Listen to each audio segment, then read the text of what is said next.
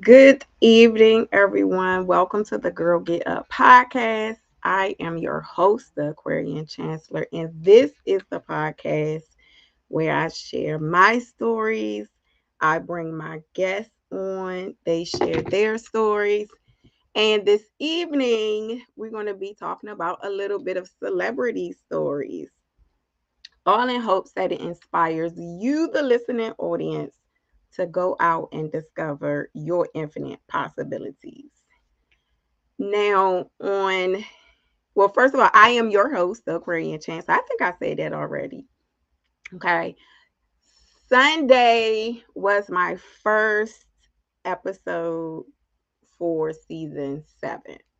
I featured myself giving the audience, the newcomers, the opportunity, to get to know who I am, get to know a little bit of my story, get to know my brand story and my journey and how I got into podcasting, the premise behind the Girl Get Up, and some lessons that I've learned in business and just lessons that I've learned, growing, maturing, and, doing business and being a mother and all of those things. So I shared that in my episode on Sunday. It was called Let Me Reintroduce Myself, and it's the first episode for season 7. As I stated in the episode, that one of my mental mentors, I will call it that, in his content, he made it a point to reintroduce himself for the newcomers. And when I heard that, I was like, oh, okay, that definitely is a good thing to incorporate, because you have people that's coming and going all the time. They don't know who you are, or they don't know your background. And so, just to keep everybody, you're trying to build a community, you're trying to build a family. So you want to keep people coming in. You want them, to get familiar with who you are. Okay, that's the purpose of building a community around your brand. As I also said in that episode, I am introducing 2 new segments to the show. Well, dun, dun, dun, dun. One of those 2 new segments is called Straight from the Red Carpet. Now, I called it that because if you go and listen to my catalog of content and the interviews that I've done, one common theme has been celebrity stories. Like, we all look up to a celebrity, whether, we follow their journey, we followed their ups and their downs, their challenges and their wins. And we develop, we like these people. We support these people. We go by their music.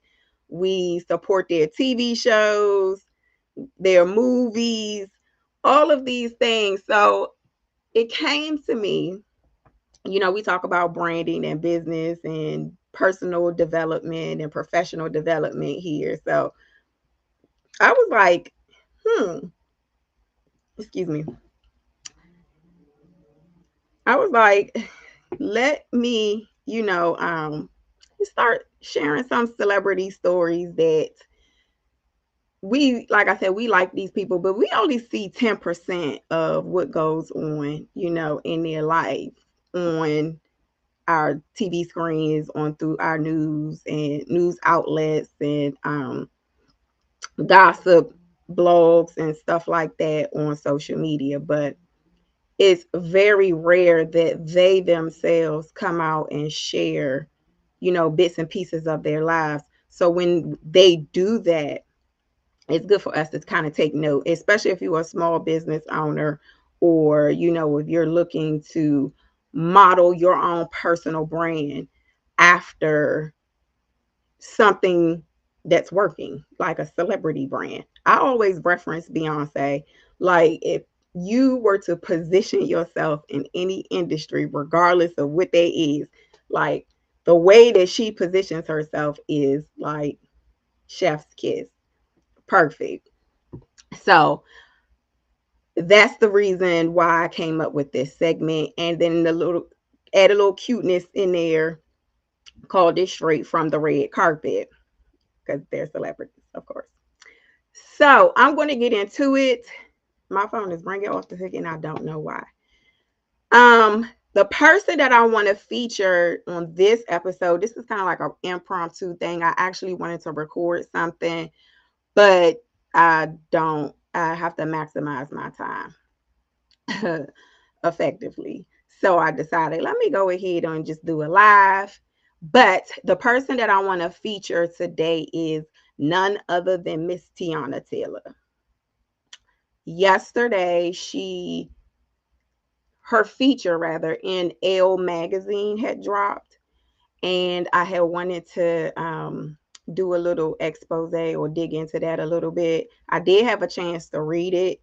Like I said, I wanted to record something, but I didn't didn't work out. So that said, I wanted to share bits and pieces of the article and then pull out some branding and business tips that she herself has given. So, welcome to Straight from the Red Carpet. Please like, share, and subscribe the content. If you like it, leave me a message saying, "Hey, Aquarian, I love it. Thank you for putting this out there." So, let's go ahead and get into it. I'm going to try to share my screen.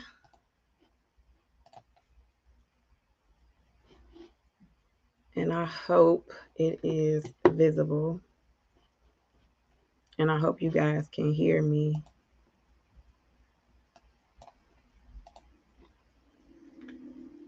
Okay. So the name of the article is Teyana Taylor's Era of Reinvention. The musician, director, and one battle after another standout has proven she can do it all, and she's doing it all her own way.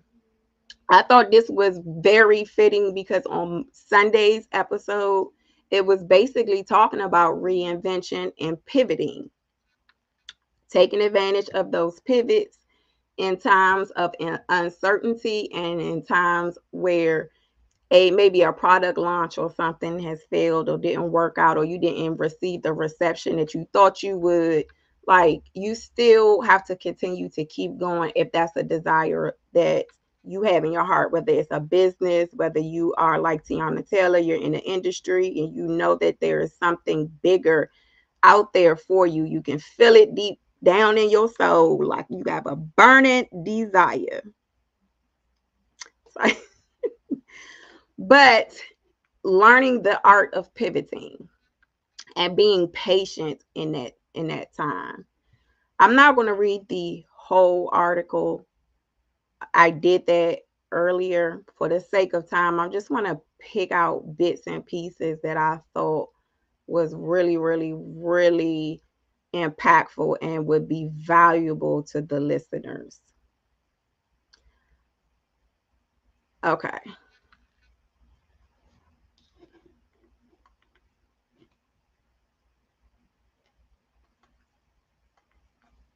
So I'm going to read this first part right here. It says the iPhone FaceTime screen is the smallest one Teyana Taylor has been on this year.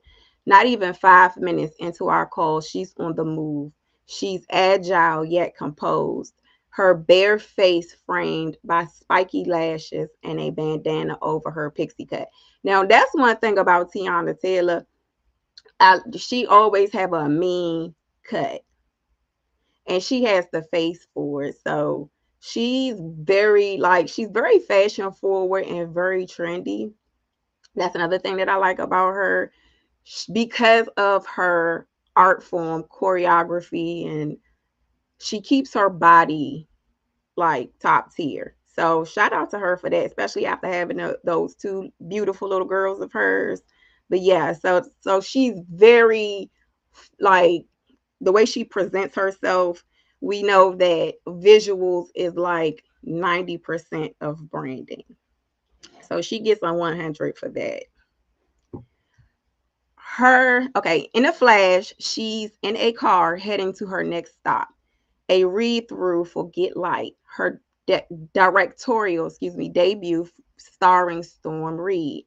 Our conversation weaves in and out of interruptions, hotel elevators, spotty Wi Fi, muffled car horns, but each time the screen freezes, she quickly reappears.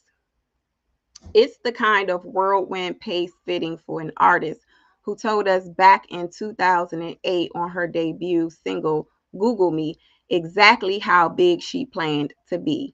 Now, talk about manifesting at its finest. Homegirl knew that I told that burning desire, she knew it was in her, and she made and took the steps rather to make sure that she manifested exactly the vision that she was given. 17 years later, there's no need to Google Miss Teyana Taylor. You can see her starring in Paul Thomas Anderson's One Battle After Another, alongside of Leonardo DiCaprio, Sean Penn, my girl Regina Hall, in a Hulu legal drama, with Sarah Paulson. I like her.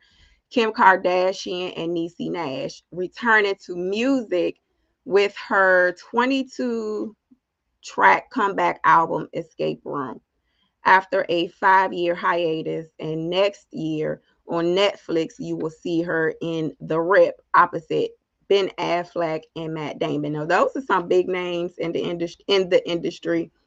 So shout out to Teyana Taylor for making that happen. Excuse me, I gotta wet my whistle. So shout out to Teyana Taylor for making that happen. But they said 2008. My first recollection, of Teyana Taylor was her premiere of what is the name? MTV's My Super Sweet 16, was it? Or My Sweet 16, where she kind of played the bratty character, of course, get everything that she wanted. But I didn't know that even back then, and I just recently found this out listening to Jada Kiss, I want to say, seeing a clip of her stating that she was the one that did the choreography, for Beyonce's Ring the Alarm, which I did not know that. They also mentioned it here in this article too, but I just recently found that out. So she's been in the industry for quite a while, since she was 15, actually. Um, I she was always in the background, like I said, doing the choreography and stuff like that. But as a vocalist, or as a music artist, she did not catch my attention until KTSE came out in 2018, which I used to tear that album up. Like every time I got in the car, for beating on my table, but I was playing that song. Like from start to finish. I'm sorry, playing that album start to finish. Like I loved that album, and I might have to pull it back out tonight while I'm getting ready for bed. But so that was my introduction to her music. I haven't listened to her most recent album, Escape Room. I've heard that it's pretty good. If anybody's listened to it, leave some feedback in the chat how you like it or whatever. But I haven't listened to it yet. It might be good since she went through that divorce with, and I want to say his name. Please help me say his name right. Iman Shumpert. Iman Shumpert. I'll get it right one of these days. But yes, okay. So in the article too, they also mentioned her debut with doing Beyonce Ring the Alarm, and how she felt that she was humbled by Beyonce's humility. Like she was very respectful of how she came in and was able to take direction from a 15-year-old girl, and she was excited to learn from her. So she said that that's to see her, I'm gonna read it straight from the horse's mouth. To see her respect what I was there to do shaped me very early on to never feel like I'm above learning. Never get in a space where you feel like you've done it all. And that's a fact. Because anytime you feel like you've done it all or you know everything, something come knock you upside your head and humbles you. It's called life. So always be open to learning. So I appreciated her for sharing that little tidbit in her article. Another thing that I had wanted to mention about this article is how she was able to link her roles as these fictional characters in two movies specifically. One is 8001, where she played this single mother and convicted felon who kidnapped her son from foster care. I tried to watch it. I tried. Not to say it wasn't good, but I'm special. And then the other one, the other movie was, and before I mention it, she actually won a Critics' Choice Award for her role as Inez in 8001. Okay, so the next film that she did was One Battle, where she played the character Perfidia Beverly Hills, who was a resistance activist whose choices invite both critique and compassion. I've never seen that movie. If anyone has seen it, please leave the feedback in the chat. I would love to know if that's something that I should try to check out. I'll try to do my best. I'm not a good movie watcher. I will fall asleep in a second. Okay. And in both of those roles, she played like she was how can I say this? The mother who wasn't really a mother came across more as a friend. Like you wouldn't classify her as the stereotypical mother role. They were,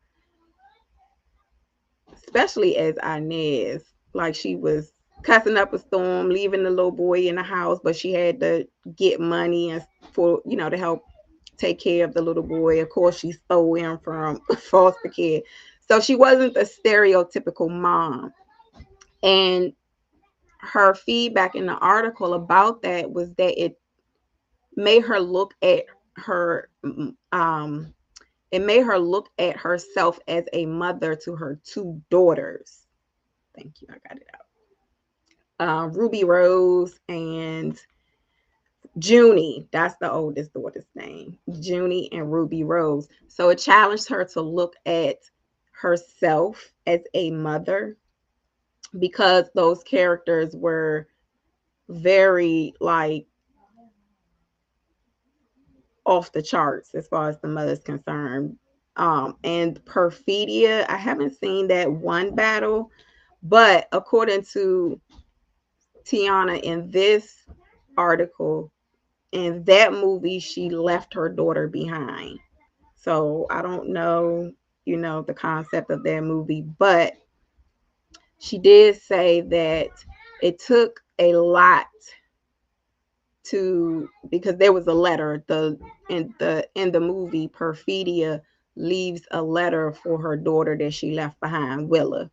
And so Teyana Taylor states that it took a lot of takes for her to do that, with to read that letter or to do that letter in the movie with a straight face and no tears, because she couldn't see herself in her real life doing something like that because of how high, or I'll say how high she thinks of motherhood. So she did say that It took a lot of takes to do it with a straight face and no tears. Perfidia, she adds, showed me what it feels like to not feel heard and seen, and how to stand up for yourself no matter who's in the way. She has she has been put in these positions where she has been forced to show up for herself and only herself. And it was a timely lesson that helped fuel Taylor's musical resurrection. I thought that was a profound statement when she said she has been put in positions where she has been forced to show up for herself and only herself. And think about that when you are a mother and you leave your kids behind. Like, okay, I got to make a choice. It's either you or I got to save myself. So to leave your child behind, I'm with her on that one. That would definitely stretch me. So, but she grew as an artist because of it. She said that she was able to use that role as Perfidia to fuel her musical resurrection, which was Escape Room that came out this year. Okay. She talks about the album. She talks about frustration with the label. So she did drop an album in 2020 called The Album, but she did not feel that she had the support of her label then. So she did touch on that a little bit, but she didn't get too deep into it. This is another thing I wanted to share. Look at this jacket. That jacket is really, really nice. But this is so cute. I like this picture. She looks very feminine in this picture. Very soft, very feminine, very, very soft. Typically, when you see her, to me, especially with the shortcuts, like she can give a very masculine, like the way that her face is shaped with a shortcut. But I like this. This is very feminine look for her. Okay, there was something else that I had wanted to share. Okay, all right. It was this right here. On this is Teyana Taylor's words on entering a new era. I have a lot of gratitude for how I am able to see all of my prayers answered and all of my tears wiped. It was tough because I said I retired and I didn't know what was next. I was afraid, but I wasn't afraid to take that leap. I've always had a strong relationship with God and felt Him saying, okay, do you trust me? I now, I know you've been trusting, but do you really, really trust me? You you ready to let me take that teddy bear from you so I can give you something bigger and better? I've told y'all that one day I'm going to be a big director, and to that fact, it and the fact that is coming to fruition shows his power.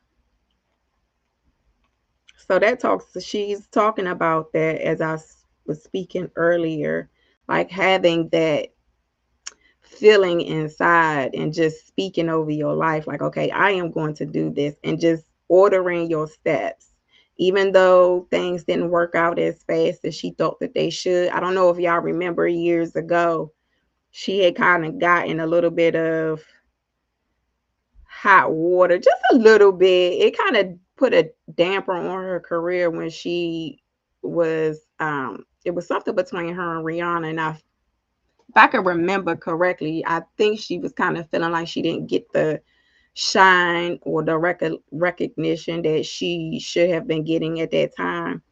But here we are, 2025. Homegirl is getting her recognition. Rihanna sitting down, mommy, and somewhere. And now here she is stepping in onto the red carpet, stepping into the forefront. So shout out to Teyana Taylor for that. Snap it up for her. She never gave up on herself. She's seeing her peers surpass her at that time, and she hung in there. She hung in there. Okay, she's talking about escape room. I don't want to get into that right now. She did talk about um, bucking back a little bit against the label and how that role as Perfidia helped her step into that role to in order to do that. This is another photo of her.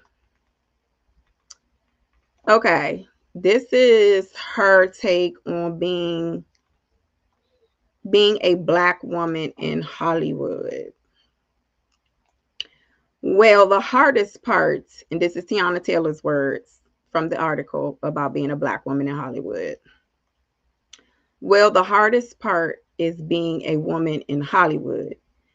The even harder part is being a Black woman in Hollywood, because I do feel like this is a man's world, and we have to show who we are as women to be respected in that space. I do see change happening. I do see more light being shed on women, and I think it's because we're busting through the doors unapologetically us. We're not giving anybody a choice. You will see us and you will hear us. And if you don't, we're going to make you. Seeing women step into our glory and standing 10 toes down in some red bottoms has been amazing. We're really stomping through, and that's what I love about being a woman in Hollywood. We're going to make you hear us. So she's definitely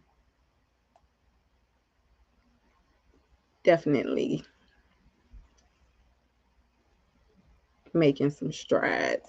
Okay, this is her too on the power of sisterhood.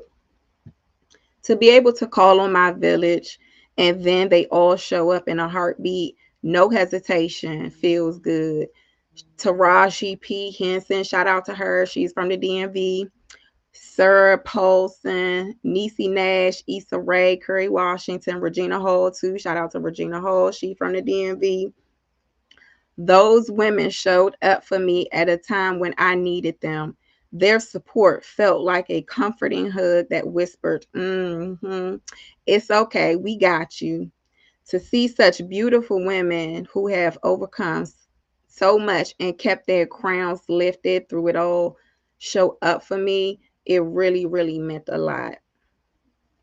So that's her on making those connections, building a sisterhood, building a network of women who are supporting one another, excuse me. Ooh, can we Teyana, can we get the jeans, please? These pants are from Balenciaga with the little fur on the bottom. Those are so cute. Can I get me a pair? Thank you, ma'am. I didn't know she was in culinary school. Teyana Taylor is in culinary school, so she talks about that in the article. I'm not going to read that part, but she talks about also being treated like everybody else and not being treated like, you know, getting any special treatment because she was a celebrity. So she talks about the hard work. Okay, and I want to read this part as well on the mantra she lives by. Excuse me. Honestly, the wait is not punishment, it's preparation. A lot of times when we're going through something or things are not going our way or in the timing that we want them to go, we keep asking, but why? And it's just understanding that it's okay if something is not yours. Yes, it can hurt, but that was not for you. I used to pray for times like this to be in this position. Don't harp on what's not for you, no matter what that is, whether it's in the business, in a friendship, or in a relationship. I will be okay. And that's something too that I had touched on Sunday as well. When you're in that season of waiting for what's for you to still remain grateful for the things that are not. And it can feel like punishment sometimes because, again, speaking on Teyana Taylor and her watching her peers, because you might be looking at everybody else, or you might be looking at all the hard work that you put in, and you like, well, why is this not working? Why is this not, and the thing of it is sometimes it's just not for you, or sometimes it's just not the right time. It's not the right time. And to still continue to show up for yourself and put 100% in, as if that's a powerful thing. It says a lot about you. Okay. I think that is the end of this. That's the end of this. This was just like bits and pieces. The full article is going to come out in the December 2025, January 2026 issue of Elle Magazine. So I can't wait. I think that I want to read the full interview. Like, this was just bits and pieces.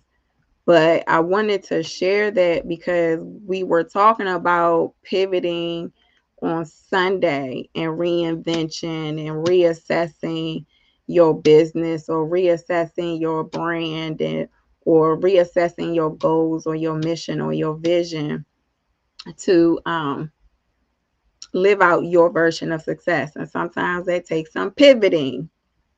And this article, like Rick, it was like confirming everything that we talked about.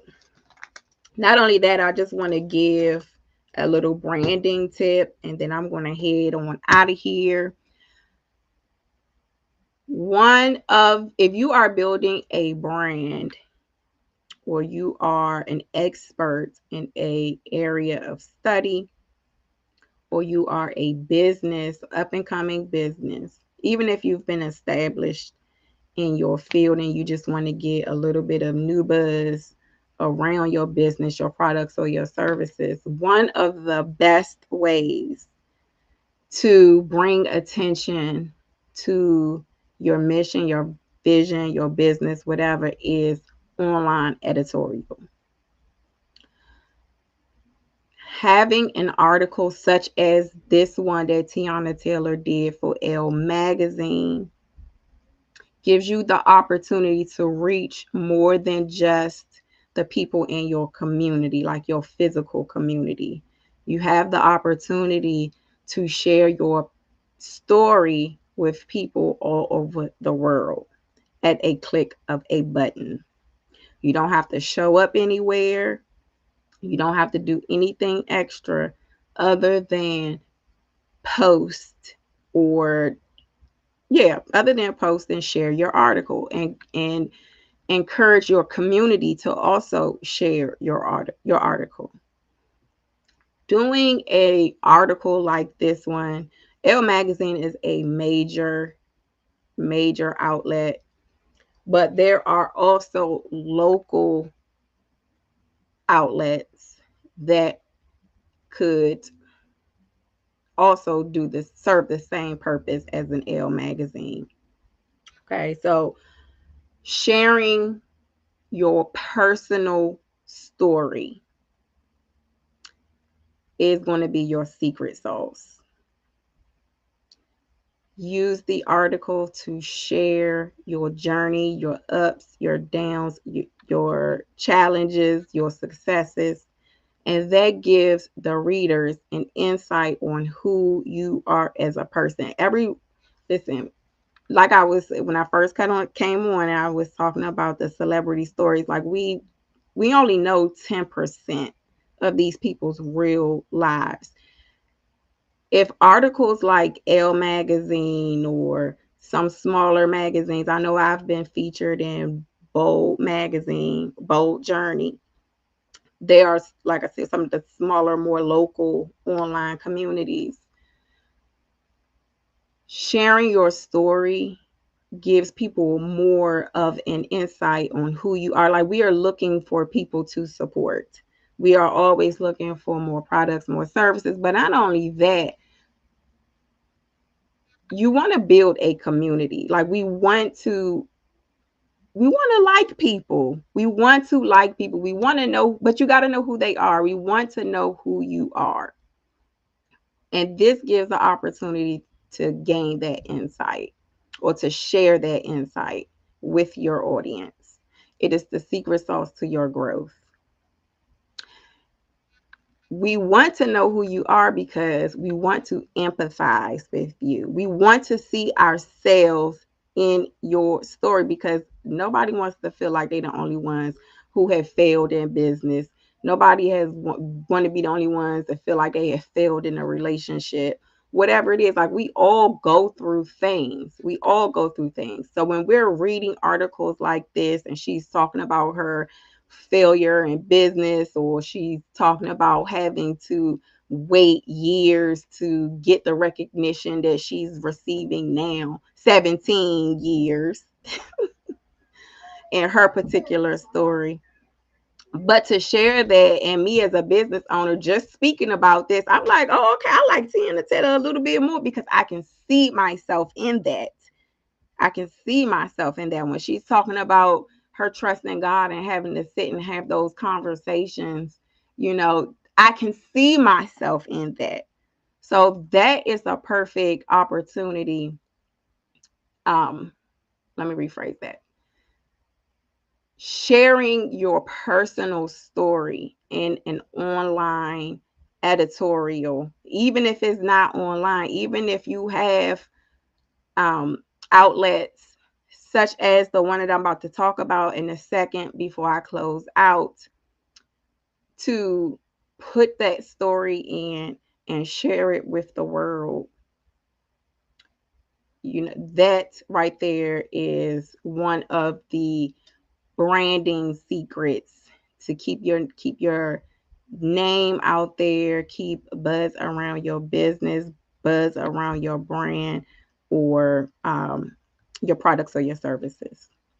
So before I let you guys go, I want to share with you a past interview that I did.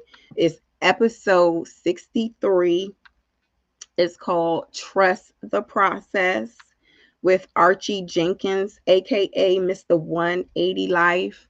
I put all of the links to access that article I'm sorry, that interview in the chat, I believe.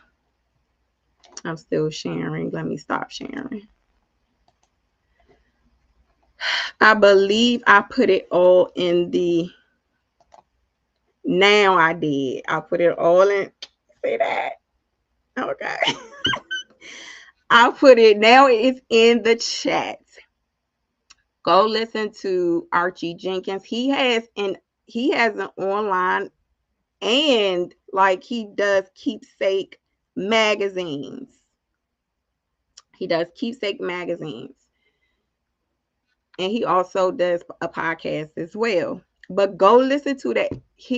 That interview is actually a phenomenal interview. I don't want to give away too much. That is a phenomenal interview.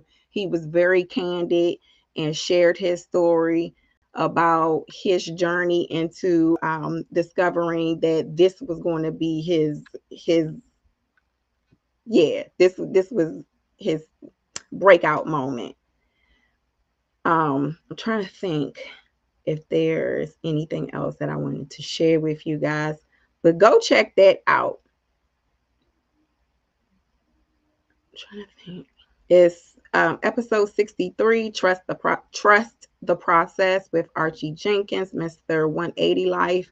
The magazine I want to say is 180 Life. That's the name of the magazine. It's the Keepsake magazine. But go listen to his story. He excellent interview. And he absolutely and positively um, he shares some insights on business as well and what made him successful. He interviews celebrities as well. So go check that out. It's a lot of other phenomenal interviews in my catalog, but I wanted to talk about this one specifically because he actually does editorial. So if you listen to this and you want to get your brand or your business out there, he's definitely a person that you want to connect with. So, with that said, I hope you guys have enjoyed my very first straight from the red carpet. This is going to be one of the new segments that I've introduced to the Girl Get Up podcast. So, with that, everyone, I hope everyone had a good evening.